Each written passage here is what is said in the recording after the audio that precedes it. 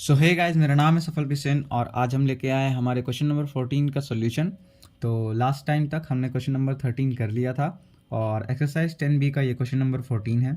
और ये कुछ इस तरह से कह रहा है कि a heavy chain of length 12, एक हैवी चेन है। ठीक, आपको इस बार सिर्फ चेन की तरह ट्रीट नहीं करना है, इसको एक हैवी चेन की तरह ट्रीट करना है। तो ये एक हैवी चेन है जिसकी लेंथ कितनी है, 2L है, और कह रहा है कि has one end tied at A. तो उस हैवी चेन का जो एक एंड है वो हमारे कहाँ पे, पॉइंट ए पे टाइड है पहले से, end the other is attach to a small heavy ring, और जो दूसरा एंड है वो एक स्मॉल हैवी रिंग पे अटैच्ड है। तो यहाँ पे ये चीज़ आपको देख के चलनी है कि रिंग भी अब की बार जो है कैसी है, हैवी है। ठीक, तो दूसरा एंड उसके एक रिंग पे अटैच्ड है which can slide on rough horizontal rod. यहाँ पे रफ वर्ड पे ध्यान देना है, क्यों बताता हूँ अभी, क्योंकि जो है फ्रिक्शन लग रहा होगा।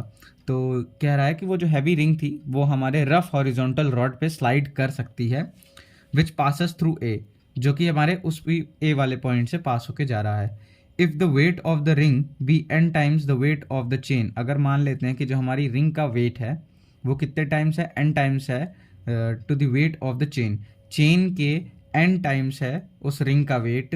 तो हमको क्या दिखाना है कि जो ग्रेटेस्ट पॉसिबल डिस्टेंस फ्रॉम ए, यानी कि ये किसकी बात कर रहा है, ए से ग्रेटेस्ट पॉसिबल डिस्टेंस दूसरे छोर का या उस रिंग का, वो हमारा क्या कहलाएगा। अगर वो पहली बात तो वो चेन हमारी एक कैटेनरी फॉर्म करेगी और उस कैटेनरी का वो हमारा क्या कहलाएगा, स्पैन कहलाएगा। तो हम यहाँ पे कह सकते हैं कि वो असल में हमको स्पैन प्रूफ करने के लिए कहा है।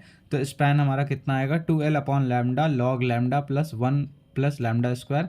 तो ये लैम्डा क्या है, तो यहाँ पे हमको दिया गया है कि लैम्डा हमारा क्या दिया गया है, 1 अपॉन लैम्डा की जो वैल्यू होगी वो म्यू इंटू 2n+1 होगी, and mu is the coefficient of friction. Mu क्या होगा हमारा, कोफिशिएंट ऑफ फ्रिक्शन होगा, फ्रिक्शन का कोफिशिएंट होगा। अब चलिए इसके सोल्यूशन की तरफ हम चलते हैं। तो सबसे पहले हम डायग्राम में समझेंगे।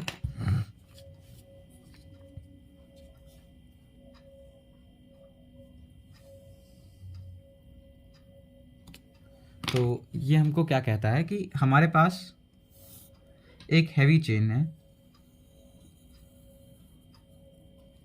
और यहाँ पे वो एक हैवी रिंग से फिक्स्ड है।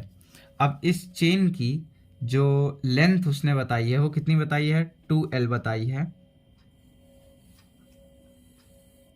सेंटर से हमने अगर लाइन खींची तो ये लेंथ हमारी कितनी हो जाएगी, यहाँ से यहाँ तक की L हो जाएगी। ठीक है, अब यहाँ पे ध्यान देने वाली बात क्या है कि ये हमारी चेन जो है ये हैवी है और जो हमारी रिंग है वो भी क्या है, हैवी है। अब कहा जा रहा है कि if the weight of the ring be n times of the weight of the chain, मान लेते हैं कि इस रिंग का वेट कितना है, इस रिंग का जो वेट है ये कितना है, इस चेन का वेट मान लेते हैं कैपिटल W है, तो इस रिंग का वेट कितना है, n times of capital W। ठीक, इस रिंग का वेट कितना है, n times of capital W। अब यहाँ पे देखने वाली बात यह है कि अगर ये पॉइंट A है और ये हमारा पॉइंट B है, अगर हमारा कोई भी तरह का फ्रिक्शन नहीं होता, यहाँ पे बोला है ना mu is the coefficient of friction, यानी फ्रिक्शन है, अगर हमारा कोई भी तरह का फ्रिक्शन नहीं होता तो ये बिना किसी रुकावट के आराम से B स्लाइड करके A पे आ जाती और ये जो है कैटेनरी हमारी एक क्या होती, एक चेन जो है एक लाइन की तरह फिर लटकी होती। बट यहाँ पे फ्रिक्शन है और इसके वेट की वजह से, इस रिंग के वेट की वजह से और फ्रिक्शन की वजह से ये कुछ डिस्टेंस के बाद आने के बाद रुक जाएगी और रुकने के बाद वो एक इस तरह की कैटेनरी फॉर्म करेगी। अब ये जो रिंग है ये हमारी अंदर की तरफ आना चाह रही है ना, लेकिन इसको रोके क्या हुआ, क्यों, क्योंकि ये जो इस चेन का पूरा वेट होगा यहाँ से लेके यहाँ तक की लेंथ का जो वेट होगा, ठीक, मैं ध्यान दीजिए मेरे वर्ड्स को, यहाँ से लेके यहाँ तक की जो लेंथ है चेन की उसका जो वेट होगा वो इस रिंग को अंदर की तरफ खींच रहा होगा।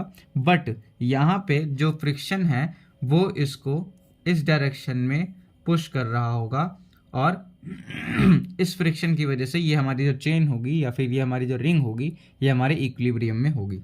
अब अगर हम ध्यान से देखें तो इस रिंग पे नीचे की तरफ कौन सा वेट लग रहा है, पहला तो NW लग रहा है इस रिंग का वेट, दूसरा हमारी इतनी लेंथ का वेट लग रहा है, इस चेन की इतनी लेंथ हमारी इस रिंग पे वेट प्रोवाइड करा रही होगी, इतना पोर्शन लेंथ का, तो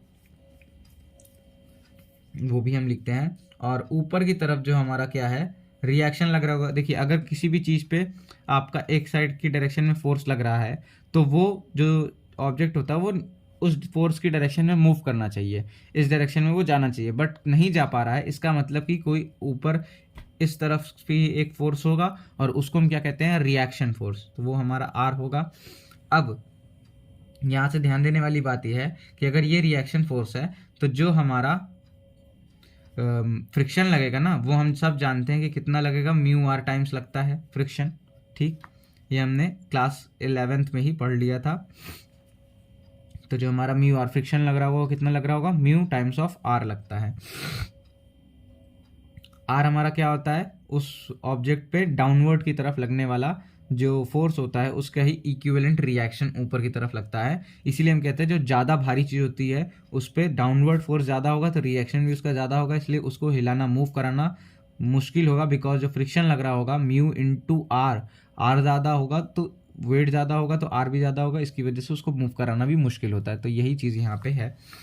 अब ध्यान से देखिए नीचे की तरफ जो इस पॉइंट बी पे जो वेट लग रहा है, एक तो रिंग का वेट लग रहा है NW, और साथ ही साथ हमारे किसका, इतनी लेंथ की चेन का वेट लग रहा है। वेट का मतलब जो है फोर्स लग रहा है नीचे की तरफ।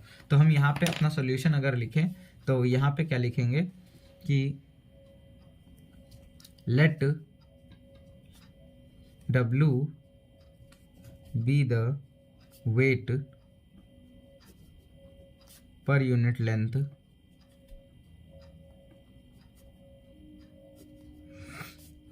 Late W be the weight per unit length. हम मान लेते हैं कि जो W है हमारा वो क्या है, वेट पर यूनिट लेंथ है। Let W be the weight per unit length of the chain,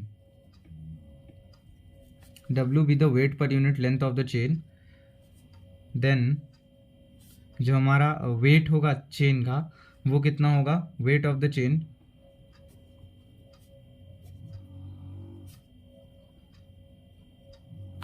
weight of the chain will be कितना होगा, ये होगा हमारा is equals to 2L into W. और ये हमारे, तो फिर हमारा जो है जो वेट ऑफ द रिंग होगा वो कितना हो जाएगा, weight of ring will be equal to N times, यानी 2NLW। सो जो रिएक्शन होगा वो क्या होगा, फॉर कैटेनरी के लिए हम हमारे पास क्या रिजल्ट आएगा, जो हमारा आर होता है वो किसके बराबर होता है, ये NW प्लस, अरे यहाँ पे इतने पोर्शन ऑफ जो हमारी चेन है उसका वेट, तो इतने पोर्शन की चेन का वेट कितना होगा, L into weight per unit length W है तो यानी कि L इंटू डब्ल्यू, तो ये हमारा LW हो जाएगा। सो यहाँ पे हम क्या लिखेंगे, जो हमारा रिएक्शन होगा, देखिए यहाँ पे दो फोर्स लग रहे होंगे इस पॉइंट बी पे, एक तो LW लग रहा होगा, एक NW लग रहा होगा। तो इस पॉइंट बी पे अगर दो फोर्स नीचे की तरफ लग रहे हैं और ये हमारा रिएक्शन ऊपर की तरफ है, तो आर हमारा किसके बराबर होगा, NW, और W हमारा किसके बराबर, ये हमारा W के बराबर है, तो W हमारा किसके बराबर है, रिएक्शन होगा 2NL into W plus, sorry W हमारा इसके बराबर है, ये नहीं है, प्लस LW। सो यहाँ से हम क्या करेंगे, LW अगर कॉमन लिए तो 2N+1 हमारे पास आ गया रिएक्शन। सो यहाँ पे जो हमारा रिएक्शन आया है, जो रिएक्शन आर आया है वो कितना आया है, LW इंटू 2N+1। सो यहाँ पे जो हमारा, ये देखिए अब हमको ध्यान देने वाली बात है कि ये पॉइंट हमारा क्या होता है, C' होता है, और यहाँ से जो यहाँ तक का जो डिस्टेंस होता है वो कितना होता है, C होता है। इस पॉइंट पे जो हमारा टेंजेंशियल डायरेक्शन पे टेंशन लग रही होती है उसको हम कहते हैं T0, और ये हमारी मिनिमम टेंशन होगी, सबसे कम टेंशन होगी इस लोएस्ट पॉइंट पे। और इस टेंशन T0 को, ये हमारी टेंशन किसके बराबर है, किसी भी पॉइंट पे हॉरिजॉन्टल डायरेक्शन में जो टेंशन लग रही होगी या टेंशन का हॉरिजॉन्टल कंपोनेंट किसी भी पॉइंट पे, वो किसके बराबर होगा, T0 के बराबर होगा। और इस पॉइंट पे हमारी कुछ टेंशन इस डायरेक्शन में लग रही होगी बट उसका हॉरिजॉन्टल कंपोनेंट हमारा किसके बराबर है, म्यू आर के। सो हमारी T0 किसके बराबर हो जाएगी, म्यू आर के। सो यहाँ पे आप लिखेंगे कि as T0 is equals to mu times of r, so जो आपका T0 है, t not will be equal to mu times of L W into 2n+1। और यहाँ पे लिखेंगे सिंस जो टी नॉट होता है उसको हम क्या लिखते हैं, डब्ल्यू इंटू सी, है ना, डब्ल्यू इंटू सी लिखते हैं। So W into C will be equal to mu times of L W into 2n+1। So यहाँ से डब्ल्यू कैंसिल आउट हो जाएगा, तो यहाँ पे सी की वैल्यू हमको मिल गई, और वो कितनी आ रही है, L times of mu 2n+1। अब अगर हम ध्यान से देखें तो क्वेश्चन में ही बताया गया है कि म्यू टाइम्स ऑफ 2n+1 की जो वैल्यू है वो हमारी 1/λ है, इसलिए सी की जो वैल्यू आ जाएगी वो l/λ आ जाएगी, since 1/λ is equals to mu times of 2n+1।